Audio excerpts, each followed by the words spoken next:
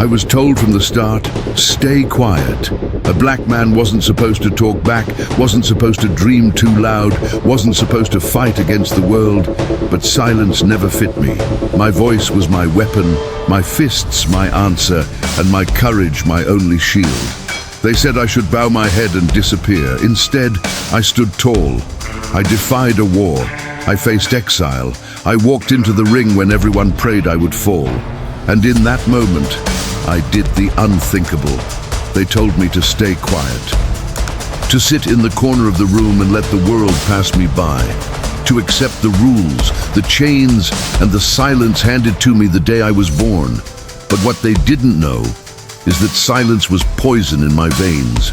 Every word they tried to bury, every insult they threw at me, every door slammed in my face only pushed me closer to the moment that would shake the earth beneath their feet. This is not just the story of a boxer. This is not just about gloves and punches. This is the story of a man who refused to bow when the entire world told him to kneel. A man who carried the weight of his people, the scars of his generation, and the voice of millions who had been silenced before him. And through pain, exile, ridicule, and battles that nearly killed him, he became something larger than life. What you're about to hear is a journey of defiance and destiny. It is a story about how the loudest punches are not always thrown in the ring, and how the truest victories are not always measured by belts and trophies. It is about finding the courage to stand when your legs tremble, to speak when your voice shakes, and to fight when the entire world demands your silence. And maybe, just maybe, it will teach you something too. That no matter where you come from, no matter how many times you've been told to shut your mouth, stay in your lane, or give up your dream, there is power in your voice, in your fight, and in your refusal to disappear. Before we begin, make sure to subscribe to this channel, leave a like, and hit the notification bell so you never miss stories like this one.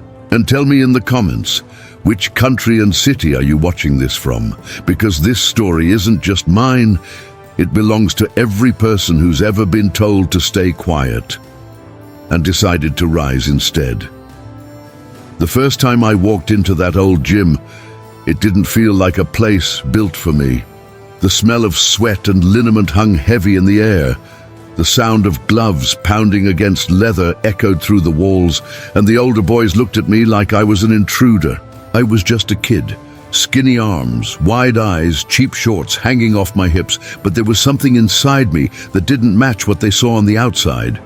I carried a fire, a storm too big for my small frame. I laced up my gloves clumsily, the leather cracked and stiff. My punches were wild, my footwork sloppy, but I moved like someone who believed, and that's when I heard it. The first whisper. A boy leaning against the rope said, "He won't last 2 weeks." The others smirked. I felt the heat rise in my chest, not from shame, but from defiance. They thought I couldn't hear, but their voices were clear as bells. Too skinny, too loud, too soft. Every word etched itself into my memory like scars. Even when I hit the bag with everything I had, the sound of their laughter filled the room, louder than the thud of my gloves. When I bragged that I'd one day be the greatest, they rolled their eyes, mocking me, calling me a clown.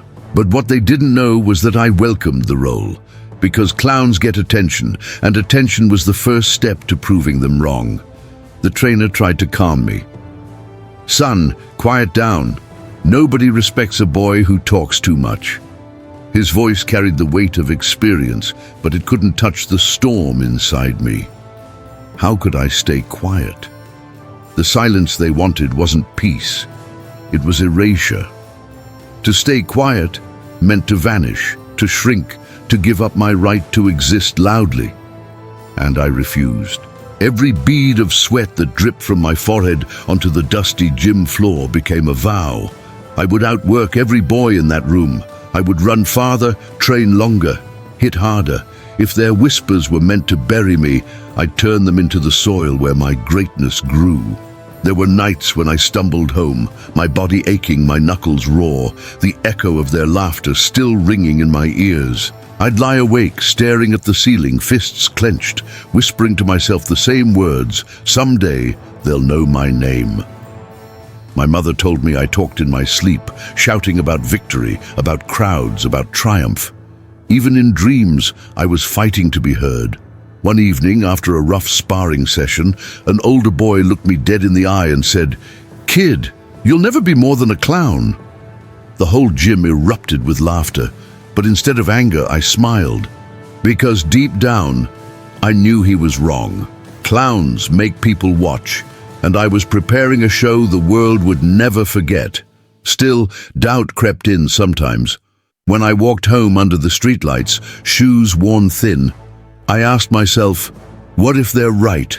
What if I'm just another loudmouth kid with nothing to back it up? But every time that fear whispered, my heart answered louder, "No, you are different. You are destined." The gym became my battlefield. The bag was my enemy, the ring my proving ground.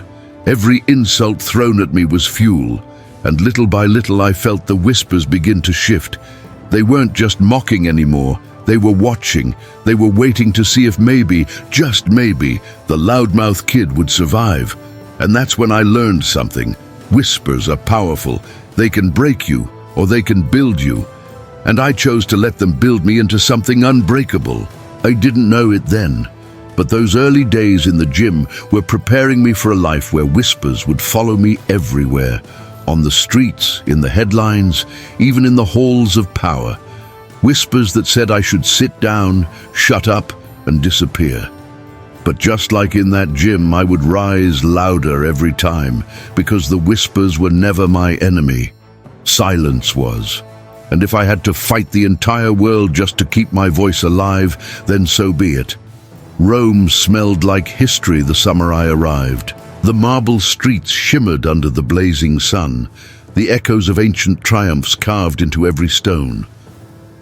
I was just 18, but I walked into the Olympic arena with a chest full of fire, fists that refused to be ignored, and a mouth that wouldn't stop declaring what my future already knew. I told anyone who would listen, I will be the greatest. Some laughed, some shook their heads, but when the bell rang, every word became prophecy waiting to be fulfilled. Inside that ring, I floated. My feet barely touched the canvas, my gloves snapped like lightning, and my opponent looked slower than the promises of those who doubted me. Each jab was sharp, each hook was clean, and every round carried the rhythm of destiny. I didn't just fight to win, I fought to prove that the whispers back home were wrong. And when the referee raised my hand, when the gold medal glistened against my chest, the world finally seemed to believe what I'd always known. For a moment, I thought everything had changed. The cameras flashed, the crowd roared, the headlines crowned me as the new golden boy. I carried that medal like armor, believing it would shield me from the insults, the stares, the doors slammed in my face. I thought respect had finally been bought in the currency of victory, but gold shines brighter under foreign skies than under the shadow of home. When I returned to America, I expected honor. Instead, I stepped back into a world unchanged. Restaurants turned me away, their signs of service never meant for someone like me. Stores refused to sell to me. Strangers spat near my shoes and muttered words meant to cut deeper than any punch. I was an Olympic champion, but to them, I was still the boy they wanted silent, the boy who didn't belong. I remember one night vividly. I walked into a diner, medal still around my neck, its shine catching the dim light of the room. The waitress glanced at me, her eyes hard as steel, and said, "We don't serve your kind here." My fists clenched at my sides. The medal pressed cold against my chest. I had stood atop the podium as my country's anthem played, but now I was a ghost in my own land. That night, alone in my room, I held the medal in my hands. I studied its shine, the reflection of a young man staring back at me. But behind that shine was the shadow of truth. Gold could win applause, but it couldn't erase hate. It could hang heavy around my neck, but it couldn't open the doors closed to me. It could mark me as a hero overseas, yet still leave me invisible in the place I called home. For the first time, I understood the weight of gold. Not the physical weight, but the burden of false promises. I thought winning was enough, that if I worked harder, fought cleaner, proved myself in front of the world, I'd earn my seat at the table, but the table was never built for me. And I realized that my fight was bigger than belts, bigger than medals. I wasn't just fighting men in the ring, I was fighting centuries of silence. From that moment on, my fists and my voice became one. I made a promise to myself that night. If they wanted my victories, they'd have to face my words too. If they wanted the spectacle of my fights, they'd have to hear the truth in my defiance. They would never separate the two, no matter how hard they tried. But promises like that come with consequences, because a man who refuses to stay quiet is dangerous. Dangerous to opponents who see him across the ring, yes, but more than that, dangerous to systems built on silence. Dangerous to governments, to leaders, to those who profit from keeping men like me in the shadows. I was no longer just Cassius Clay, the loud-mouthed kid from Louisville who brought home a medal. I was becoming something more, something they couldn't control. My fists had earned me glory, but my voice was about to make me untouchable, and once the world heard that voice, it would never be silenced again. The medal on my wall no longer shined the way it once did. I had learned that gold didn't guarantee respect, and applause didn't guarantee freedom. If the world wanted me to stay quiet, they would be disappointed, because the louder the silence pressed on me, the louder my voice wanted to rise. And it wasn't just about boxing anymore. It was about identity, about who I was and who I refused to be. The day I declared my new name, the air in the room changed. Cassius Clay had been a name given to me, tied to chains I never chose. Muhammad Ali, that was the name I chose for myself. It was strength, it was faith, it was freedom, but the reaction wasn't celebration, it was outrage. The press mocked me. Headlines spat words like radical and traitor. People sneered and said I had turned my back on my country. Some refused to even speak my new name, clinging to the one I had abandoned, as if forcing me back into a box I'd already burned. Every interview became a battlefield. Why change your name? Why follow this faith? Why refuse to be what America made you? They demanded. I stared straight into the cameras and told them, because I am not who you say I am who I decide to be. And every time I said it, the walls around me shook. But freedom of identity comes with chains of consequence. Promoters threatened to cancel my fights. Sponsors disappeared. People who once called me the golden boy now called me a disgrace. Yet through all the noise, I stood taller. Because my name was mine. My faith was mine. My fight was mine. It wasn't only the ring that tested me, it was the world outside of it. When the war in Vietnam called my name, I didn't answer. I didn't see justice in killing strangers overseas while my own people were denied justice at home. Reporters asked if I was afraid of prison, of losing everything. My answer was simple. Why should I put on a uniform and travel 10,000 miles to kill people who never called me names, when right here in America I'm treated like I'm not even human? The backlash was thunderous. Politicians cursed my name. Newspapers branded me a coward. Crowds booed me in arenas where they once cheered. But courage isn't measured by applause. Courage is standing alone when the whole world wants you silent. And I stood. The government stripped my license. My titles were taken. My prime years stolen.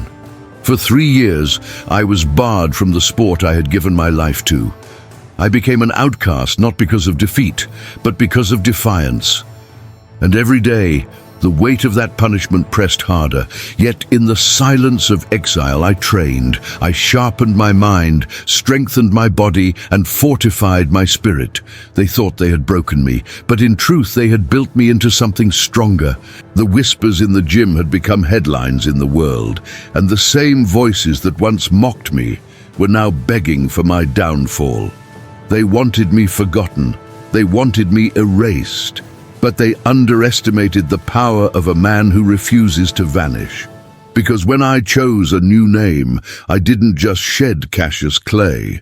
I shed every expectation they tried to place on me. I became a symbol, whether I wanted it or not.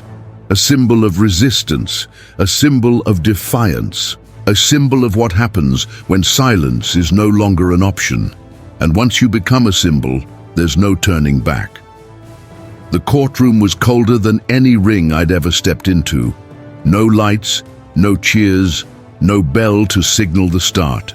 Just silence heavy enough to crush a man's lungs. The judge's eyes pierced through me, not as if I were an athlete, not as if I were a champion, but as if I were already guilty. The charge was clear: refusing to fight in a war I didn't believe in. Refusing to be their soldier, refusing to trade my principles for their approval. I stood tall, suit pressed, shoulders squared, my voice steady. I will not fight. My conscience will not allow it. My faith will not allow it. My heart will not allow it. The words echoed across the room, but outside those walls, they thundered across a nation that demanded obedience. The punishment came swift and merciless. My titles were stripped, my license revoked. I was sentenced as a criminal, cast out of the sport I had built my life around. Overnight, I went from world champion to unemployed pariah. Headlines spat venom: coward, traitor, unpatriotic. The same press that once crowned me as the loudest and brightest now crucified me in front of the world. Crowds that once cheered my name now jeered when I appeared. Invitations disappeared. Sponsors cut ties. Friends I thought were loyal vanished like smoke. They thought they had broken me, reduced me to dust, left me desperate enough to crawl back and beg forgiveness. But they didn't understand. I had already made peace with the cost. When you choose to stand against the world, you must accept that the world will try to bury you. But I was not afraid of the dirt. I had grown from it once before, and I would do it again. The exile stretched for years. The ring stood empty without me, but I never let my fists forget their purpose. I trained in basements, shadowboxed in silence, sweat dripping onto concrete floors instead of canvas. My body stayed ready, my spirit sharper than ever. People said my career was over. They said 3 years away from the ring was death to a fighter. I smiled when I heard it. They'd forgotten one thing. I wasn't just fighting opponents, I was fighting history. Every insult hurled at me was proof I was on the right path. Because if standing for truth made me their enemy, then I was proud to be hated. What use is a crown if you have to bow your head to keep it? What use is glory if it comes at the cost of your soul? I thought often of the medal I had once worn so proudly, the one that had failed to protect me. I realize now that this trial was another kind of medal, etched not in gold, but in scars. Scars that told the story of a man who refused to be bought. People asked if I regretted it, if I regretted the lost years, the lost money, the lost glory. My answer was simple: I regret nothing. I regret silence far more than I regret exile, because silence is surrender, and I was never born to surrender. And yet, even as I spoke with fire, doubt sometimes crept into the corners of my nights. Alone in my room, lights dimmed. I'd stare at the ceiling and wonder, had I doomed myself? Had I sacrificed too much? Would I ever return to the ring? Or had my defiance already written the final chapter of my story? But every time doubt whispered, I remembered the laughter from the gym, the jeers in the streets, the venom in the headlines. They had doubted me then, and I had risen. They doubted me now, and I would rise again. because champions are not crowned in moments of applause. Champions are forged in moments of abandonment, and I had been abandoned by almost everyone except my own will. They thought prison sentences, financial ruin, and public humiliation would silence me. They thought exile would erase me. They thought stripping my titles would destroy me, but they misunderstood something essential. My titles did not make me. My belts did not define me. My voice, my spirit, my refusal to break, that was my true crown. So I stood even when the world demanded I kneel. And in that stance, I discovered something deeper, strength that does not depend on victory, pride that does not depend on applause, courage that does not depend on acceptance. They tried to break me, but in trying, they revealed I could not be broken. The silence of exile is different from the silence of defeat. Defeat is loud. It echoes with the roar of the crowd, the sting of the referee's hand raising another man's arm. But exile is quiet, too quiet. It eats at you in the stillness, gnaws at your spirit when the cheers are gone, when the cameras have turned away, when the headlines stop calling your name. Those 3 years were the longest rounds of my life. No bell, no opponent in front of me, no chance to prove myself in the ring. Just empty days filled with training in basements and back rooms, sweat dripping onto cold cement floors instead of canvas. My fists struck shadows on the wall, and sometimes I wondered if those shadows were the only opponents I would ever fight again. Every morning, I woke with the same routine. I ran streets, still half asleep, the dawn air sharp against my lungs. I lifted makeshift weights, my muscles screaming as if to remind me that they hadn't forgotten their purpose. I sparred with men who believed in me when the rest of the world had turned its back. But no matter how hard I trained, there was always that whisper in my mind. What if they're right? What if it's over? The world moved on without me. New champions rose. New names filled the posters. The spotlight that once burned so hot on my skin now searched for someone else. People said I was finished. They said the exile had broken me. They said a fighter's prime was short and I had wasted mine in silence. But they didn't see the truth. Exile was not wasting me. It was sharpening me. The anger that came from being cast out became fuel. The humiliation became hunger. Every insult that labeled me a coward became a weight I lifted in the dark. And in that darkness, I built a strength deeper than muscles, sharper than speed. I built a strength of spirit. I spent hours watching film of myself, dissecting every mistake, every weakness. I replayed old fights in my head, studying not just my movements, but my soul. Who was I before exile? Who would I be after? The man who walked into exile was loud, brash, untouchable. The man who would emerge had to be something else, someone unbreakable. The bills piled up. The money that once flowed freely dried to dust. I made appearances, gave speeches, stood before crowds not as a champion, but as a man stripped of everything except his voice. Some nights, I stood on stages in small halls, speaking words of defiance to people who looked at me with equal parts admiration and pity. They wanted to believe I could return, but doubt lingered in their eyes.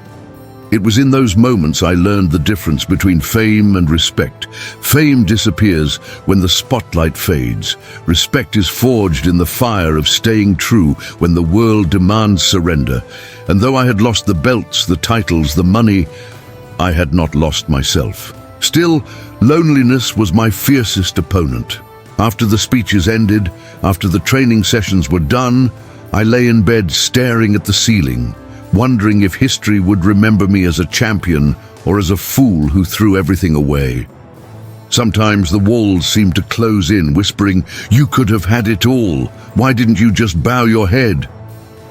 But then I'd hear another voice, stronger, louder, my own voice, because I was never born to bow. Exile taught me that strength is not only measured in victories, but in endurance. Anyone can celebrate when the crowd is on their side, but true champions survive when there is no crowd, no cheers, no validation. True champions survive when all they have is their will. I counted the days like rounds, each one a test of patience, each one a chance to prove to myself that I still belonged. I knew the day would come when the doors reopened, when the license was restored, when the world would once again see me step into the ring. And when that day came, I would not return as the man they stripped. I would return as something greater. Because 3 years in the shadows don't bury a fighter like me. They forge him. The first time I walked back into the arena after exile, the air felt different. It wasn't the roar of unconditional love. It wasn't the warmth of welcome. It was sharp, uncertain, divided. Some fans rose to their feet with cheers, desperate to see me again. Others stayed seated, arms crossed, eyes burning with judgment. I had become a mirror for the nation, half ready to embrace me, half eager to see me fail. The lights were blinding, hotter than I remembered. The ring, once a throne, now felt like a trial. Every step up those steel stairs carried the weight of 3 years lost, of whispers that said I was finished, of headlines that buried me before the fight had even begun. I touched the ropes, and for a moment, the canvas beneath my shoes felt unfamiliar, like shaking hands with an old friend who wasn't sure if he recognized me anymore. Commentators doubted me openly. He's slower. He's rusty. Exile killed his prime. Their words weren't whispers now. They were broadcast to millions, carried across radios and televisions, poisoning the minds of fans before my gloves even touched an opponent. I heard them, every doubt, every insult. And just like the whispers in the gym when I was a boy, I stored them deep inside, turning them into fuel. The bell rang, and the silence in my soul broke. My body remembered. My fists remembered. Every hour in the shadows, every bead of sweat spilled in exile, it all came flooding back. But it wasn't easy. My timing was off, my rhythm shaky, and every punch I threw carried the weight of proving not just to them, but to myself that I still belonged here. The crowd leaned forward, hungry to see if the myth of Ali was still alive or if exile had buried him for good. My opponent smelled blood. He pressed forward, fists swinging like hammers, testing if the man before him was a shadow of the champion he once feared. For a moment, I faltered. For a moment, I felt the years clawing at my lungs, slowing my legs. But then came the fire. The same fire that carried me from the whispers of the gym to the gold of Rome. The same fire that carried me through exile when the world turned its back. I dug deep, slipping punches, letting my body remember the dance. My jabs snapped like lightning again. My feet floated across the ring. My lungs screamed, but my spirit roared louder. Every round was a war, not just against the man in front of me, but against the ghosts of exile, against the headlines that declared me dead, against the doubts that poisoned the air. I wasn't just fighting for victory, I was fighting for rebirth. By the final bell, my arms ached, my chest burned, but my soul felt alive again. The referee raised my hand, and though it wasn't my greatest performance, it was enough. The arena erupted, half in cheers, half in reluctant silence. The outcast had returned. Reporters swarmed me afterward, microphones thrust into my face. Ali, are you the same fighter you once were? Do you still have it? Can you ever be the greatest again? Their questions dripped with doubt, but my answer was steady. I never left. You just stopped looking. But that night I lay in my hotel room, sweat still drying on my skin, body throbbing with pain. I stared at the ceiling and realized something. Exile had not broken me. It had carved me into something stronger. The cheers didn't matter. The boos didn't matter. What mattered was that I had returned, and return was the first step toward redemption. But I also knew the truth. Coming back wasn't enough. Winning wasn't enough. To reclaim everything they stole from me, I would need more than fists. I would need to rise higher than before. The outcast couldn't just return, he had to conquer, and the road ahead was filled with giants waiting to test me. They called it the fight of the century, and maybe it was. Maybe it had to be. After years of exile, after clawing my way back into the ring, the world demanded a showdown that would either crown my return or bury me for good. And across from me stood Joe Frazier, the man they now called champion. He was everything the world thought I wasn't anymore. Younger, fresher, hungrier. To them, I was a relic, a man whose mouth was louder than his fists. To me, he was simply another wall I had to break through. The build-up was madness, posters plastered across cities, headlines screaming about the clash of titans, fans dividing themselves like soldiers before a war. Some wanted me silenced forever. Others prayed I would reclaim the throne. Everywhere I went, strangers asked, "Ali, can you really do it? Can you beat Frazier?" And I answered the only way I knew how: I am the greatest, and I will prove it again. But inside, the doubt gnawed at me. 3 years gone, 3 years stripped from my prime. Could I really stand toe-to-toe with a monster like Frazier? The night of the fight, Madison Square Garden felt like the center of the universe. Bright lights, smoke swirling above the ring, the hum of tens of thousands of voices blending into one roar. My robe felt heavy, but my heart pounded like a war drum. Stepping into the ring, I looked across and saw him, stocky, powerful, eyes locked on me with no fear. He wasn't here to share the spotlight, he was here to erase me. The bell rang, and we clashed like storms colliding. My jabs snapped fast and sharp, but Frazier kept coming, bobbing, weaving, pressing forward like a tank. Every time I landed, he answered with a hook that rattled my bones. The sound of leather striking flesh echoed louder than the crowd. By the middle rounds, sweat stung my eyes. My lungs begged for air, but pride kept me standing. I tried to dance, tried to float, but my legs felt heavier than I remembered. Frazier's punches landed like hammers, each one reminding me of the years I'd lost. Still, I refused to break.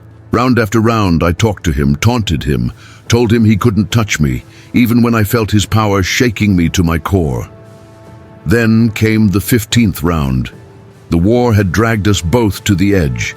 Faces swollen, bodies battered, the canvas beneath us painted with the price of glory.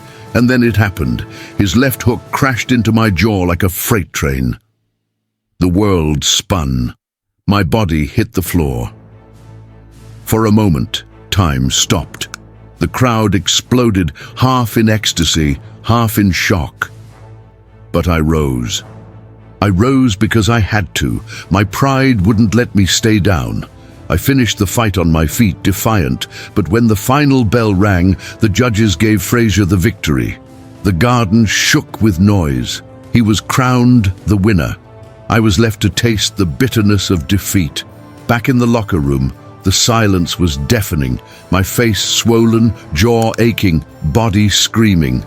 Reporters shoved microphones at me, eager to capture the sound of Ali broken. But I looked them in the eye and said, "This is just one battle. The war is far from over." Because defeat, as painful as it was, had reignited something in me. The exile had tested my will. The fight with Frazier tested my body. And I knew one thing: I wasn't done yet. That night, lying in bed, pain radiating through every muscle, I thought about the journey, from whispers in the gym to exile, to the garden under the brightest lights of all. I had lost, yes, but in losing, I had proven something vital, that I could still stand, still fight, still defy. Defeat wasn't the end, it was fuel, and I swore the world hadn't seen my last masterpiece. Zaire, 1974. The air was thick, hot, alive with rhythm. Drums echoed through the night, voices chanting my name, Ali Boumaier, Ali Boumaier. The people believed in me, even when the rest of the world did not. Across the ocean, commentators, experts, and so-called boxing prophets declared I was finished. They said George Foreman was too strong, too young, too brutal. They said the rumble in the jungle would not be a fight, but an execution. I smiled when I heard it, because doubt was fuel, and I had a fire that no one could put out. Foreman was a monster. His punches were like thunder, his knockouts devastating. He had destroyed Frazier, crushed Norton, men who had tested me and nearly broken me. To most, he was invincible. To me, he was simply the next giant I was destined to slay. Still, as I watched him train, swinging fists that could knock down walls, a whisper crept into my mind. What if they're right? What if this is the end? But champions don't silence fear by ignoring it. We silence fear by facing it head-on. The night of the fight, the stadium was a cauldron. Nearly 60,000 voices roared under the African sky.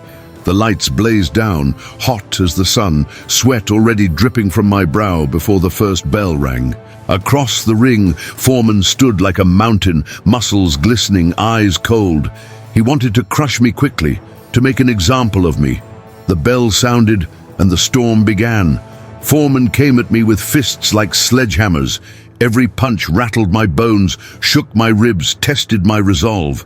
The crowd gasped with each blow, wondering if I could survive.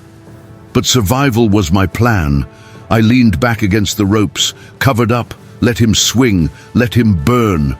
They called it madness, they called it suicide. But I called it strategy, the rope-a-dope. Round after round he hammered away, but with every punch he grew weaker. His breathing grew heavier, his arms slower. And while he drained himself, I whispered in his ear, taunting him, reminding him that I was still there, still standing, still unbroken. My body screamed with pain, but my mind was calm. I knew exactly what I was doing. By the 8th round, the tide had turned. Foreman's punches no longer had the same sting. His arms hung lower, his steps slower. And that's when I struck. I unleashed a flurry, sharp jabs, lightning hooks, the speed he never expected. My fists cracked against his jaw, and the giant stumbled. The crowd erupted, the chants shaking the night. Ali, Bomai, Ali, Bomai. Then came the moment. My right hand connected clean, perfectly timed, and the mountain crumbled.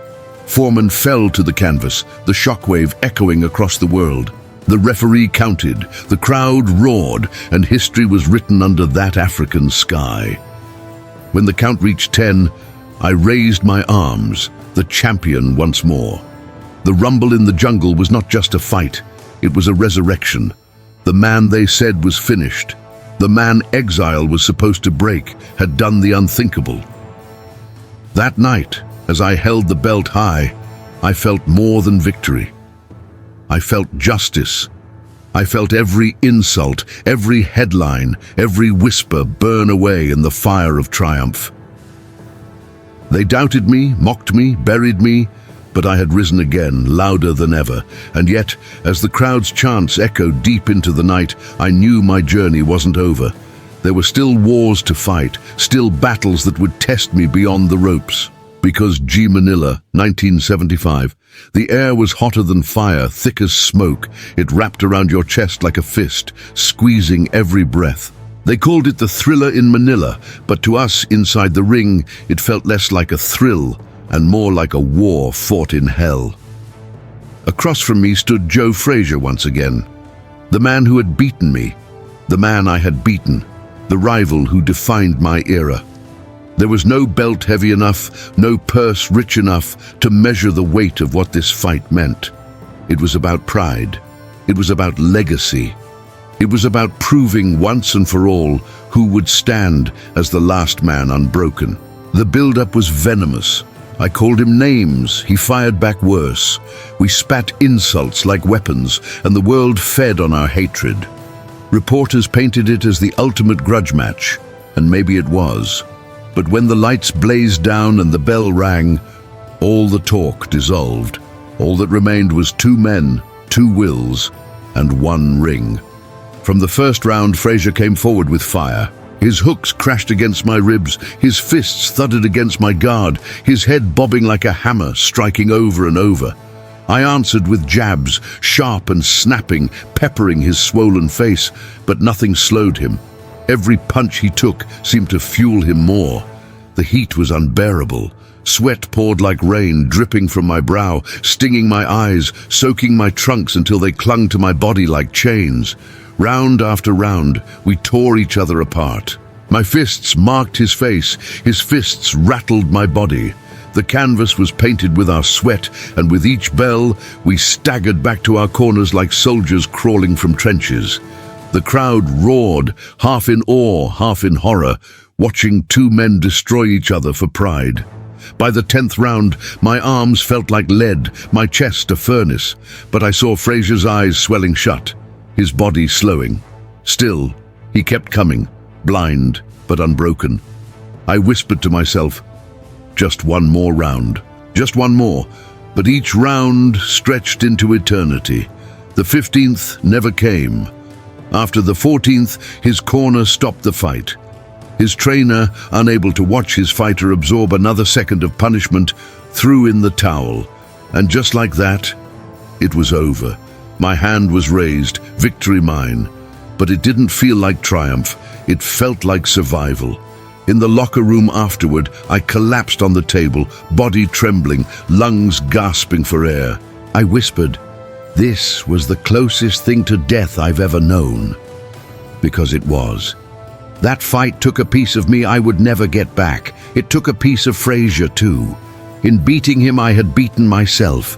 And yet, in the aftermath, something remarkable happened. The hatred between us, the venom, the insults, it melted into respect.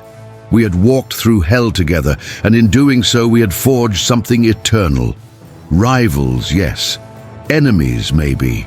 But brothers in battle, forever bound by what we survived in that Manila furnace. The world saw a victory. I felt a warning. Greatness demands a price. And that night, I realized just how high the cost could climb. Greatness is not a single victory. It is a lifetime of defiance. They thought boxing was the only stage I would ever stand on. They thought if they stripped my titles, banned me from the ring, humiliated me in the headlines, my voice would vanish with my gloves. But what they never understood was this. My voice was my sharpest weapon, sharper than any jab, heavier than any hook. And long after the final bell rang, that voice carried louder than any punch I ever threw. When I spoke, I didn't just speak for myself.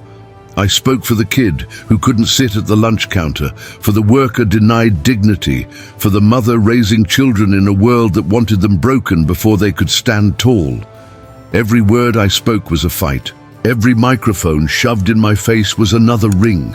I remember walking onto college campuses where crowds of students pressed shoulder to shoulder, waiting hours just to hear me. Some wanted to cheer, others wanted to jeer, but all of them wanted to listen. I told them, don't let anyone define who you are. Don't let anyone write your story but you. Their eyes lit up, and in those faces, I saw the next generation rising. At rallies, I stood before thousands who had never seen me throw a punch, but felt every word like a strike to the heart. They chanted with me, raised fists with me, believed with me. And in those moments, I realized the ring was never meant to be my only kingdom. My arena was the world itself. The press tried to paint me as dangerous. They called me arrogant, radical, unpatriotic. They said my mouth was louder than my record, my beliefs louder than my skill. I smiled when I read their insults, because every headline with my name was proof that they couldn't ignore me. Silence is death, and I was alive louder than ever. Some nights, though, the weight pressed heavy. I would lie awake in hotel rooms, body sore from travel, mind racing with doubt. Was I saying too much?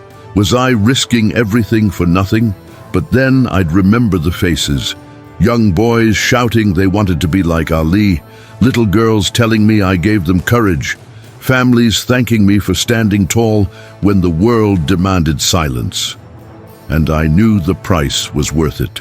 Because what good is being the greatest fighter alive if your people remain voiceless? What good is glory if it can't be shared? The strange thing was, the same world that once spat at me now began to quote me. The same people who booed me began to nod their heads when I spoke. Slowly, my words carved their way into history. They called me the people's champion, and for the first time, I realized that being a champion had nothing to do with belts. It had everything to do with responsibility. I gave interviews where I refused to bend, even when the questions were laced with traps. I stood on stages where security warned me to tone down my words, but I only grew louder. And through it all, my spirit never wavered.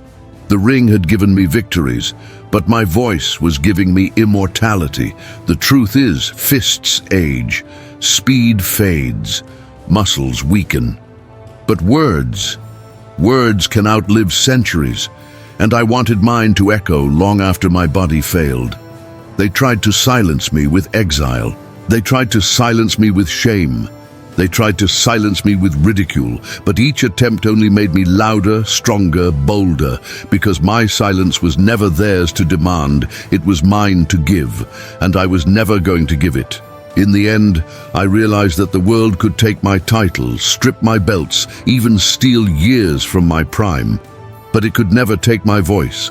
And that voice became the one thing no opponent, no government, no disease could ever defeat. I was never just fighting opponents. I was fighting for the right to speak, and in that battle, I remained undefeated. The body keeps score. You can run from doubt, you can fight exile, you can silence critics, but you cannot escape the toll time demands. I had always believed I could. I believed my willpower was stronger than flesh, that my mind was sharper than weakness. But little by little, the truth revealed itself. Every battle leaves scars, and every scar carries a debt. Eventually, the debt must be paid. The first signs were small. My hands trembled slightly when I laced my gloves. My words, once sharp as a jab, sometimes stumbled on their way out. My legs, which had once floated across the ring like they carried wings, grew heavier with each mile I ran. I told myself it was fatigue, nothing more, but deep inside, I knew the wars I had fought, inside and outside the ring, were beginning to collect their price. Doctors whispered terms I refused to hear. They wanted me to stop, to step away before the toll grew heavier. But how could I stop? I wasn't just a fighter, I was a symbol. To stop felt like surrender, and surrender was never in my vocabulary, so I kept going. I fought when my body screamed no. I spoke when my voice shook. I stood when my knees begged me to fall. The cameras still followed me, but now their lenses lingered differently. They searched for cracks, for weakness, for proof that the man who once called himself the greatest was human after all. And yes, I was human. But I refused to let them define what humanity meant. To them, it meant fragility. To me, it meant courage in the face of fragility. There were nights after the fights when I sat alone in my dressing room, gloves still strapped, sweat dripping onto the floor. My reflection stared back at me in the mirror, swollen eyes, bruised jaw, trembling hands. I asked myself, was the price worth it? And the answer came, steady as my heartbeat, yes. Because every ounce of pain reminded me that I had lived on my terms. But pain changes you. It humbles even the proudest warriors. It teaches you that the body is not infinite, that the clock cannot be ignored. Slowly, I learned to accept that greatness was not about pretending to be untouchable. It was about continuing despite being touched, despite being broken, despite being weakened. As the years passed, the tremors grew stronger. Words slipped from my tongue like punches thrown too late, but the crowd still came. They came not to see speed or strength, but to feel presence, my presence. The man who had defied governments, silenced critics, and carried millions on his shoulders still stood before them. And even as my body betrayed me, my spirit reminded them that greatness is not perfection, it is persistence. I thought often about legacy. Would they remember the knockouts, the titles, the glory, or would they remember the man who stood against silence, even when silence would have been easier? I hoped it would be both. But I knew one thing: they would remember. Because I had given everything, my body, my youth, my health, for a voice that could never again be erased. In private moments, I grieved the things I lost: the speed, the sharpness, the endless energy. But I also found peace in the things I had gained: respect, influence, immortality in the hearts of those who needed me most. The cost of defiance was high, higher than I ever imagined when I first walked into that dusty gym as a skinny boy with oversized gloves. But if you asked me whether I would change anything, my answer would be no, because to live quietly would have been a greater death than any disease, any defeat, any decline. And so, even as my body weakened, my defiance remained. They could not break me in exile. They could not silence me in the ring. They could not erase me in history. And no matter what toll my body paid, they would never take from me the truth I had carried my entire life. I was, and always will be, the greatest. They said, a black man should stay quiet. They said my voice was too loud, my pride too sharp, my defiance too dangerous. They tried to strip me, to banish me, to bury me. They thought my silence would come by force, if not by choice. But silence never came, and that in the end was the unthinkable. Years after the battles in the ring had ended, I found myself standing in front of a different kind of crowd. No ropes, no gloves, no referee. Just a stadium filled with faces, eyes shining, voices hushed in awe. The Olympic torch burned in my trembling hand, its flame flickering against the night sky. My body was weaker, my hands unsteady, my voice no longer thunderous. Yet, in that moment, the entire world stood still, not for my punches, not for my speed, but for my presence. As I lifted the torch high in Atlanta in 1996, a wave of silence fell over the arena. And then, like thunder after lightning, the applause came. Applause not for a victory that night, but for a lifetime of defiance. I had been mocked, hated, stripped, and broken down. But here I was, lighting the fire of the games for the whole world to see. The same world that once demanded my silence now rose to its feet in respect. That was the unthinkable. I thought back to the skinny boy in Louisville, swinging wild punches in a dusty gym while laughter followed me. I thought of the medal I wore proudly in Rome, only to be told I was still invisible at home.